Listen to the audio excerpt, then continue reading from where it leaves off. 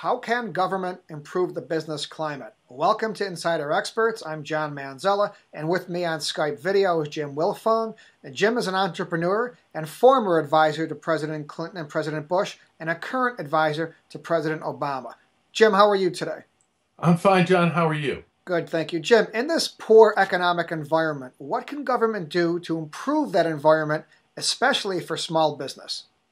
Well, I think there are a number of things that they can do. First thing they could do is to have a vision for placing people and their ideas at the center of economic development.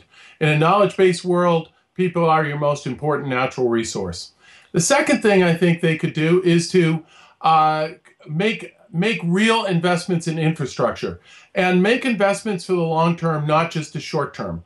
The investments they made in the internet through DARPA back in the early 70s and so forth, really that's the economic driver of a lot of new business, especially in the 90s and today.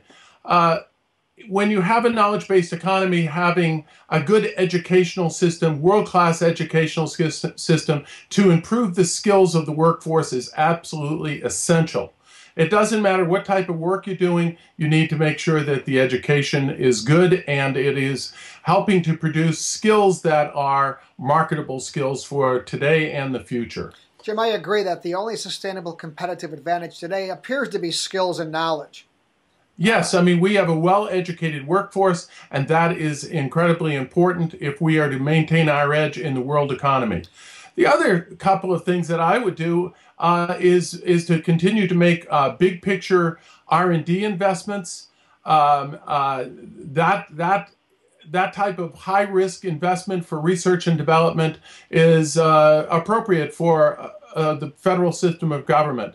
And I would also make available patient debt, and I would probably make that type of debt available to especially small and mid-sized businesses through local economic development groups, perhaps by using community economic development funds and rural development funds. Jim, what could local governments specifically do to help the small business climate?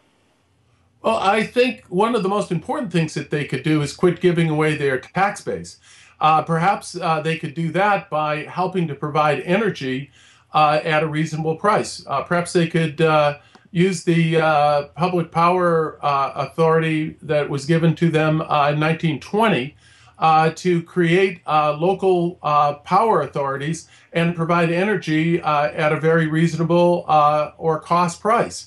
And that could be very important to a lot of small businesses, and it would be an appropriate use of local government funds.